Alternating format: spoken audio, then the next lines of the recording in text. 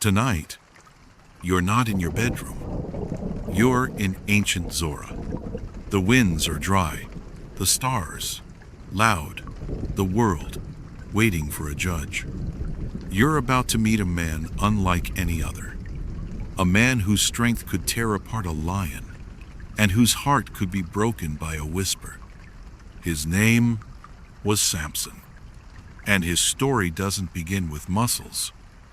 It begins with silence. A silence inside a woman's womb. A prayer left unanswered for too long, until one day, an angel appeared. So breathe in. Let the noise of the day dissolve. And while you relax, tell me, where are you listening from tonight? I read every comment. It's always beautiful to see how far this story travels. And if this kind of storytelling speaks to your heart, you're welcome to join us. Just tap subscribe before you drift off. Now, let me take you back to the moment where it all begins. Zora still sleeps. The stars hang low and heavy, and the earth breathes in silence. A chill wind brushes over stone paths and dry soil, winding through olive trees and empty courtyards. But inside a modest tent on the outskirts of the town, a woman is awake. Her eyes are open, fixed on the roof above her, though the darkness hides her gaze. She doesn't move. She just listens to the silence. Not the peaceful kind, but the kind that wraps around your ribs and stays there. Her name isn't mentioned in the scriptures. She's remembered not by who she was, but by what she carried. Or rather, what she couldn't. She was barren. And in the ancient world, that was more than just a medical condition. It was a shame, a sentence.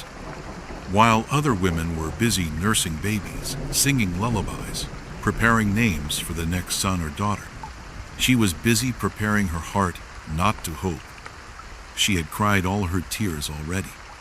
She had watched neighbors grow families, while her own home echoed with emptiness. And over time, she stopped praying for a child out loud. But in her heart, the prayer never stopped.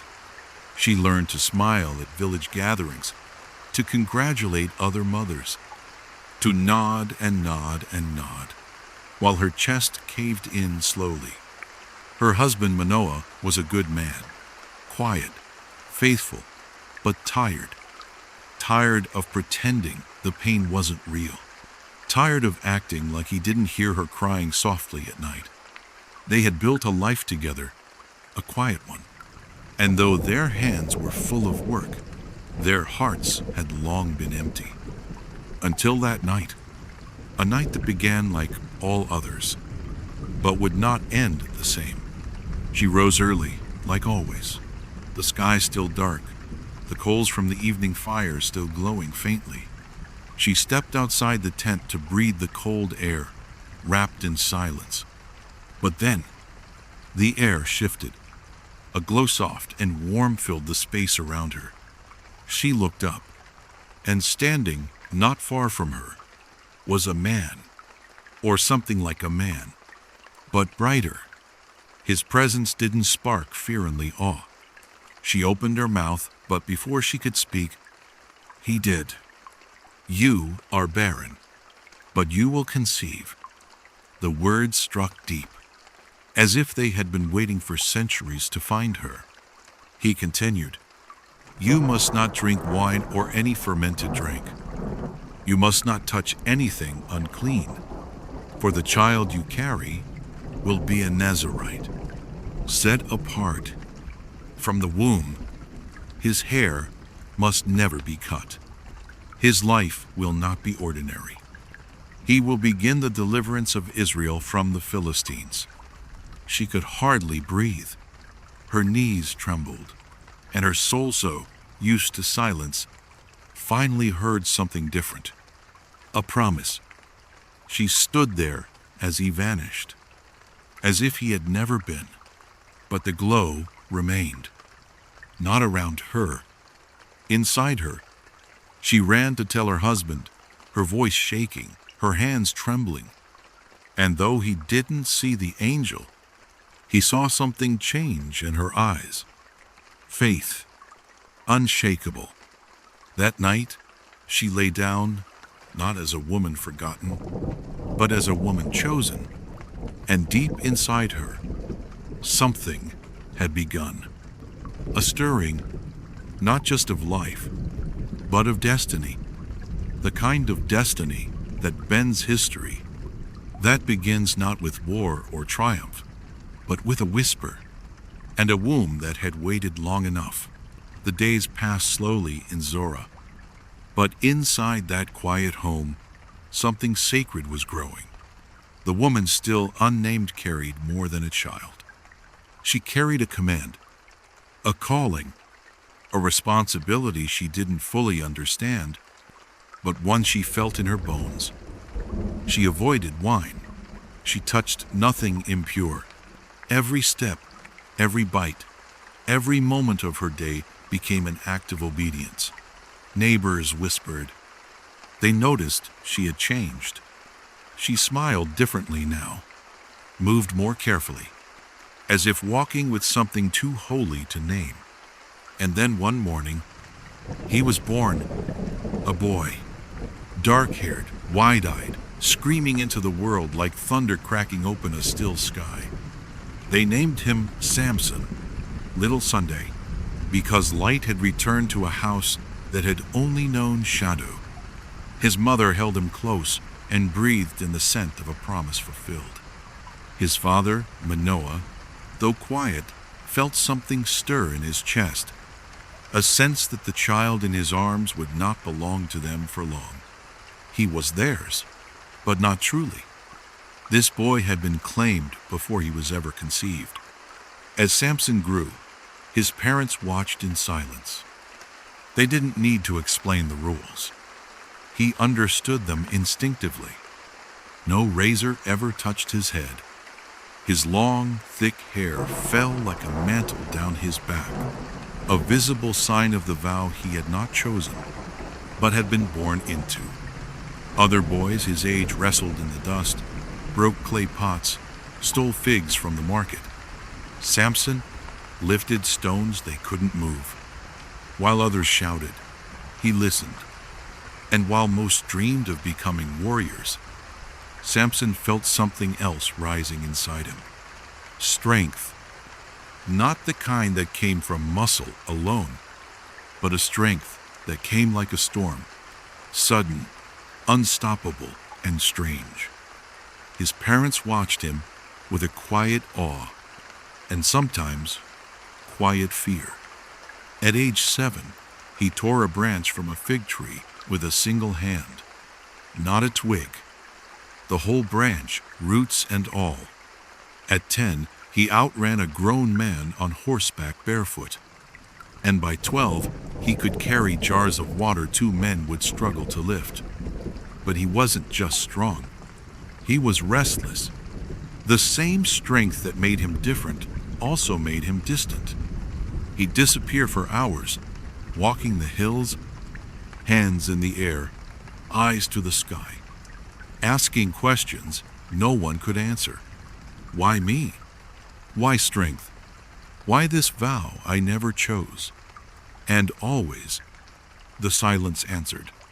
The people of Zorah began to talk. That boy, they whispered, isn't like the others. His eyes are too sharp, his voice too calm, his strength not natural. Some said he was a gift. Others feared he was a curse. But the elders remembered the prophecy. A child who would begin to deliver Israel from the Philistines. Not finish it, just begin. That alone was enough, because Israel was tired. Tired of being ruled. Tired of hiding harvests. Tired of watching their children grow up only to become slaves in another man's land. They had cried out to God for years. And now, in the form of a boy with hair too long and a gaze too ancient, their answer had come. But he didn't look like a warrior. Not yet. He looked like a quiet storm gathering over dry ground, waiting, watching, preparing for a future he hadn't chosen. One day, while helping his father rebuild a stone wall, Samson dropped his hammer and stared off toward the hills. His father followed his gaze. "What is it, my son?" Samson didn't answer. Not with words, just a whisper. "Something is calling." And from that moment on, the days of peace were numbered.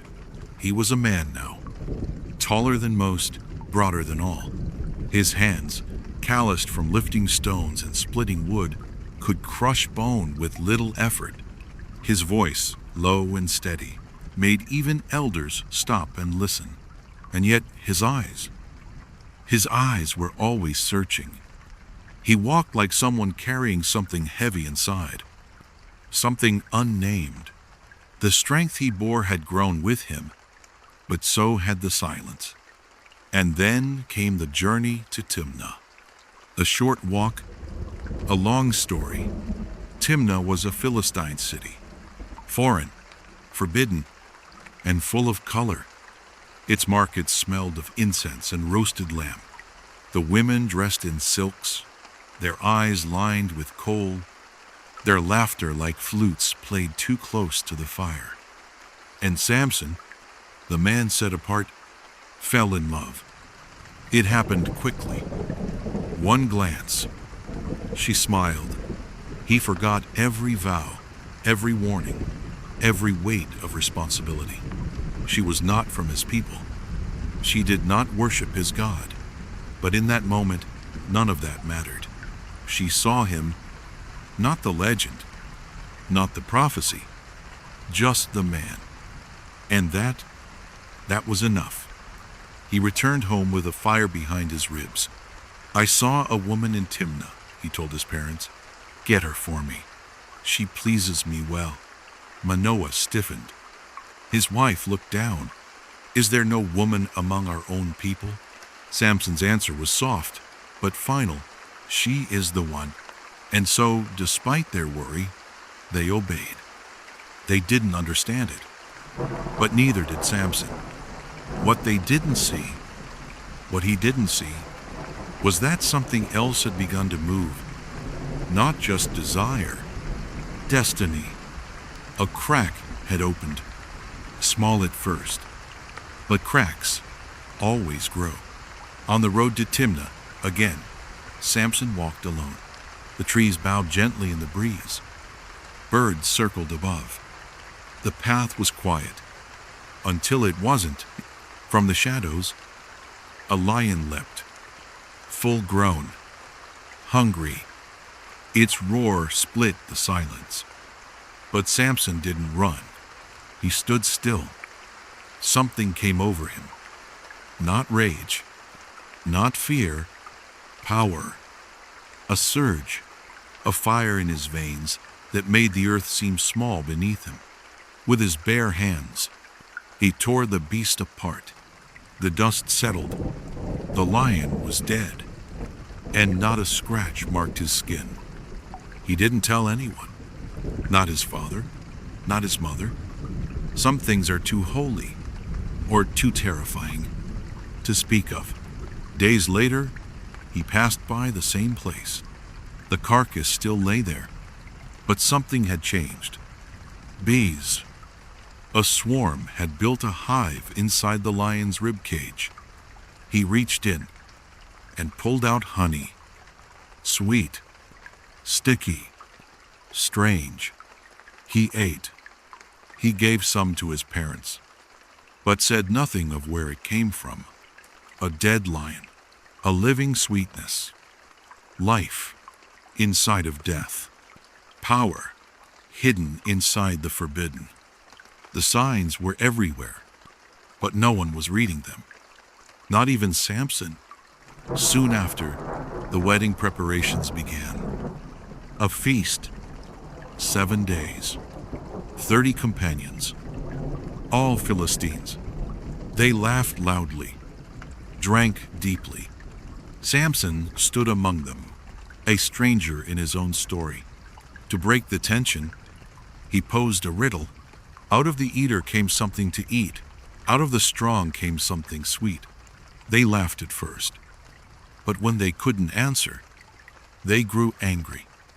They went to his bride, pressured her, threatened her family. She cried for days, and finally, he told her the answer. She told them, and they told Samson. The betrayal cut deeper than the roar of the lion, but the crack grew wider. The feast was supposed to end in joy.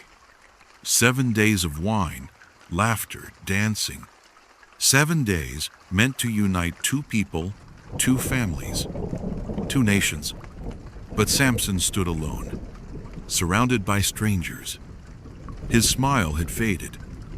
His new wife, the woman who pleased him well, had given his secret away, and not for love, but for fear.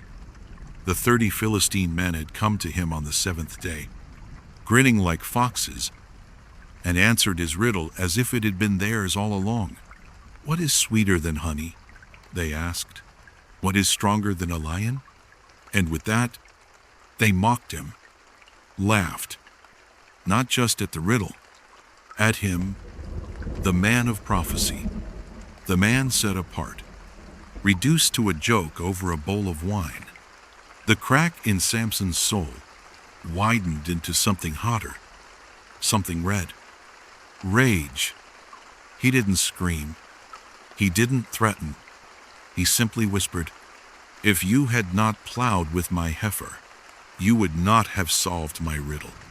Then he walked away, out of the feast, out of the celebration, out of what should have been his wedding night. He went down to Ashkelon, another Philistine city, and there he killed 30 men, took their garments, their blood still fresh, and gave those clothes to the men who had cheated him. Payment made in violence. But he wasn't done. He didn't return to his wife. He didn't speak to her again. He just left. Days passed, then weeks. And when he finally returned to Timnah, with a goat in his hands as a peace offering, her father stopped him at the door. "She's not yours anymore," the man stammered. "I gave her to your best man. I thought you hated her." Samson said nothing, but his heart, cracked now beyond repair, began to burn, and out of that fire came vengeance. He went into the hills, caught 300 foxes. How, no one knows, but the fields would remember it. He tied them tail to tail, fastened a torch between each pair, and set the flames alight, then released them into the Philistine grain fields.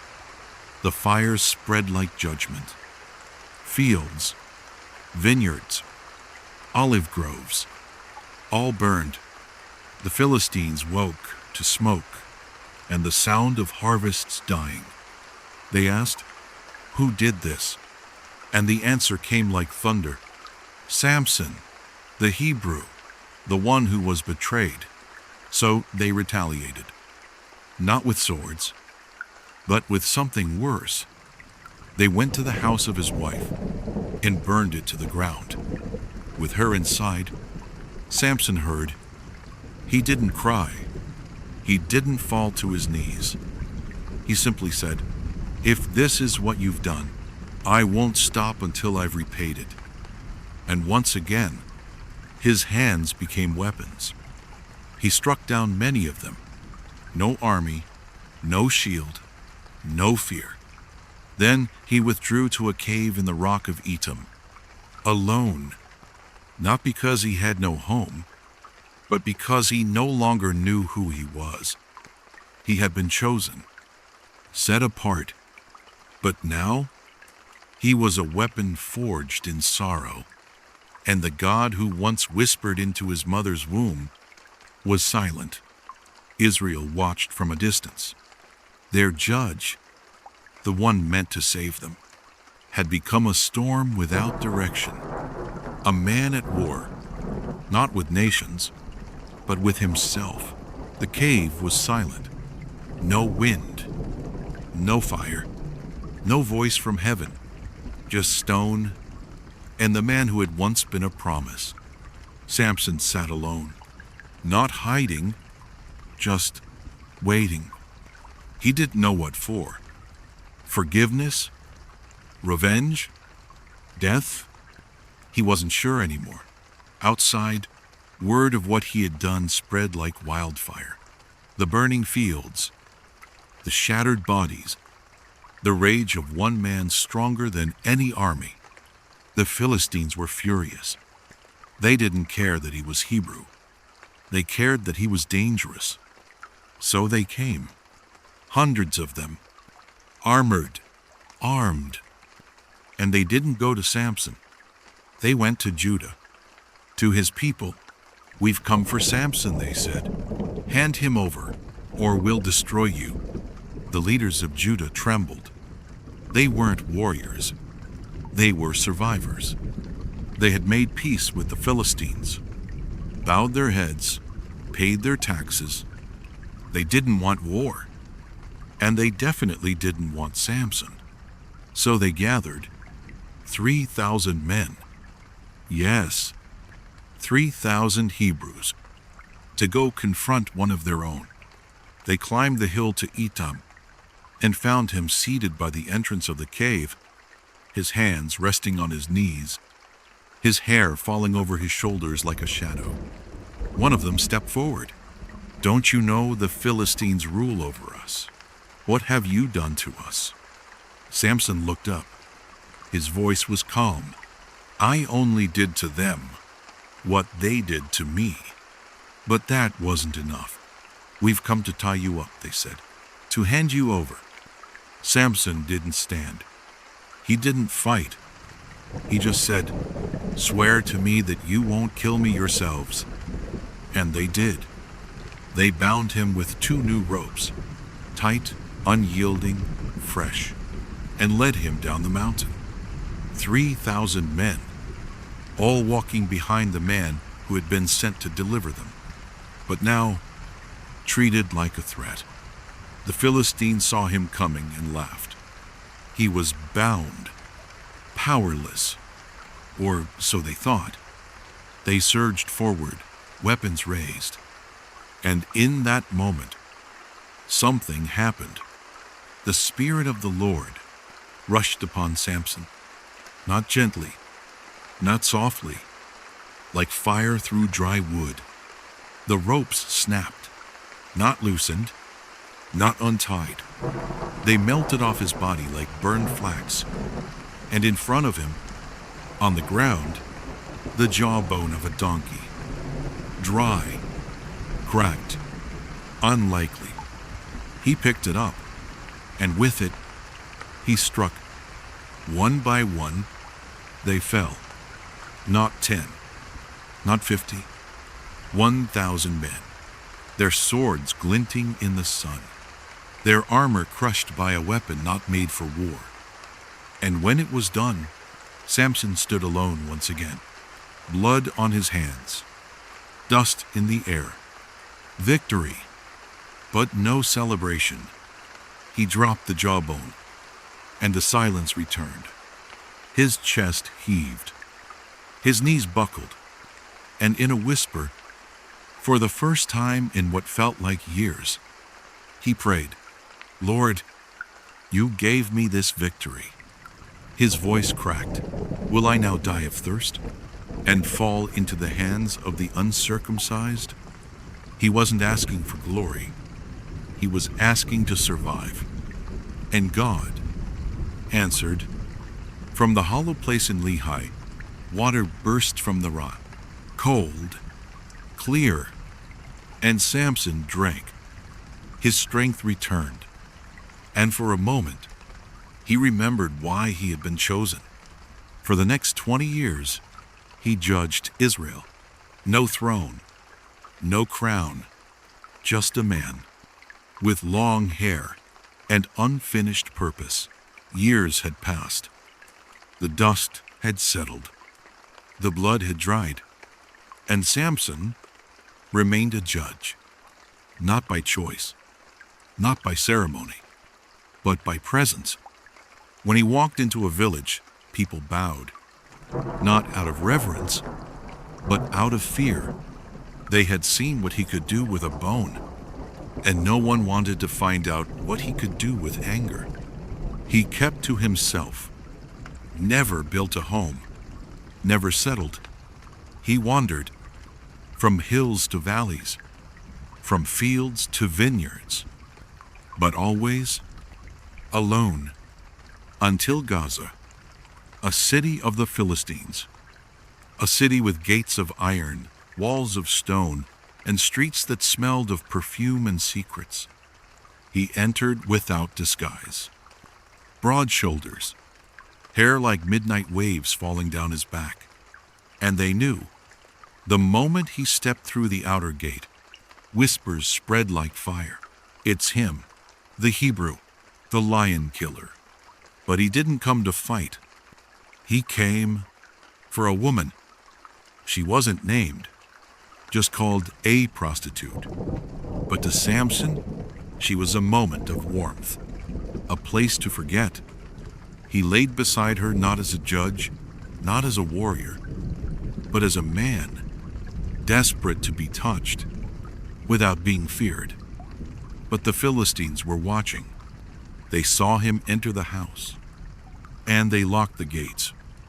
Heavy doors, bolts of bronze. At dawn, they said, "We will kill him." But Samson didn't sleep long. Maybe it was instinct. Maybe it was divine warning. Before the sun rose, he got up, walked out into the silence. The city was still. He saw the gates, sealed, and instead of running, he walked toward them, placed his hands on the hinges, and then, with a roar that split the night, he tore them from the walls. Iron, wood, bolts, and all, lifted them onto his shoulders, as if they weighed nothing at all, and carried them, not just away, but up to the top of a hill facing Hebron, a message carved in effort. You cannot trap what God empowers. You cannot cage a calling, but something had changed. Because that strength, the strength to carry gates across miles, was not fueled by purpose anymore. It was fueled by pride, by defiance, by something burning just beneath the skin. The more Samson conquered, the further he drifted, not from battle, but from obedience.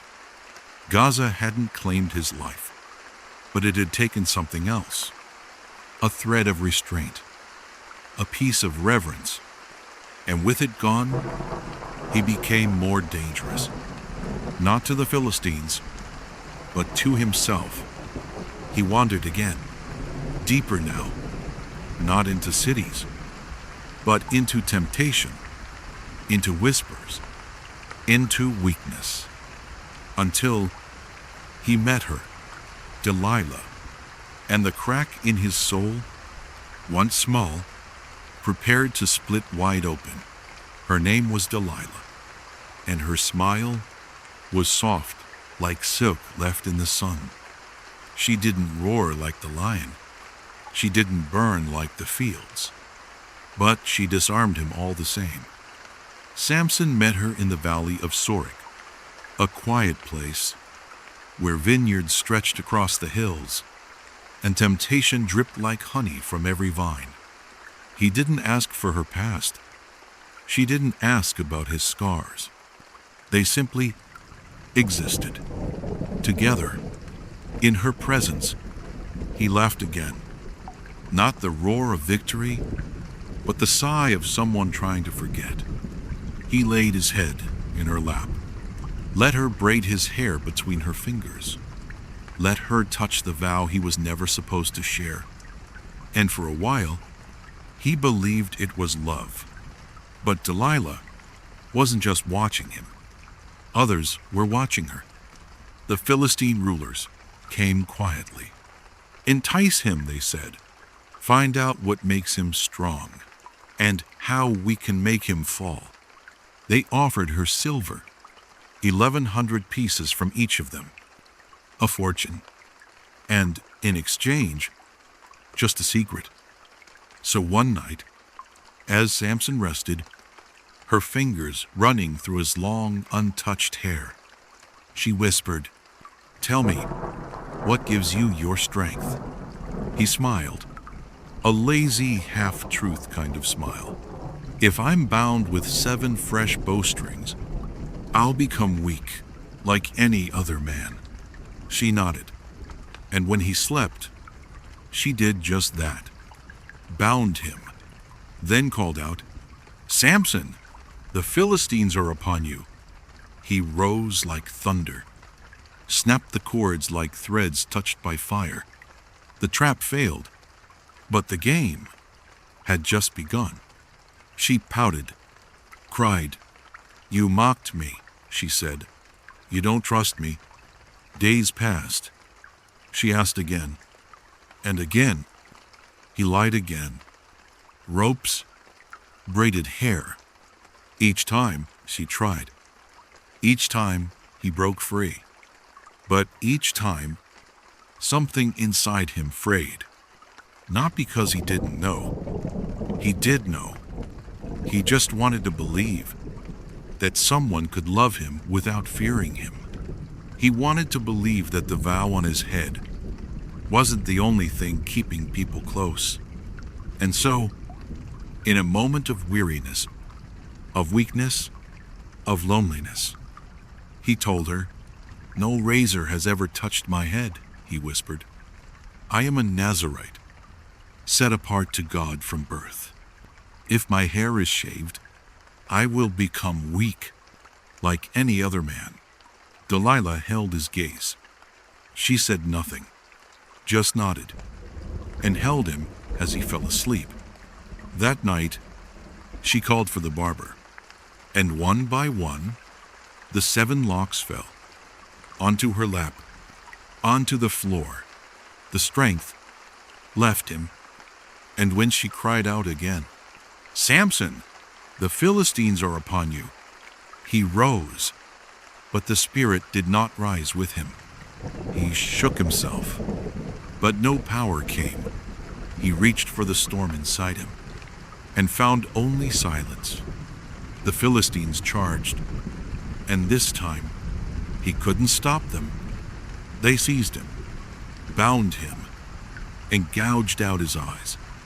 The man who once carried city gates, who tore lions in two, was now led away in chains, blind, broken, and as Gaza's gates closed behind him once more, this time he didn't walk out. He was dragged in. Gaza no longer feared him. It caged him. The mighty Samson, once the terror of cities, the roar behind riddles, the hand that tore gates from stone, now walked in circles. A prisoner, blind, grinding grain at the mill. The place smelled of sweat and dust. Rats scurried in the corners. The only light came from cracks in the walls, small slivers that never touched him. He was led by rope, not like a man, like livestock. And every day, he walked the same circle, hands on a rough stone wheel, muscles trembling, shoulders aching, but not from weight, from shame. Around and around he went, and no one knew that with every turn, something else began to move. Not rage, not revenge, but something slower, something quieter, repentance. In the darkness of his blindness, Samson began to see, not the Philistines, not Delilah, not the betrayal, but himself. For the first time, the man who had carried so much power realized how little he had carried purpose.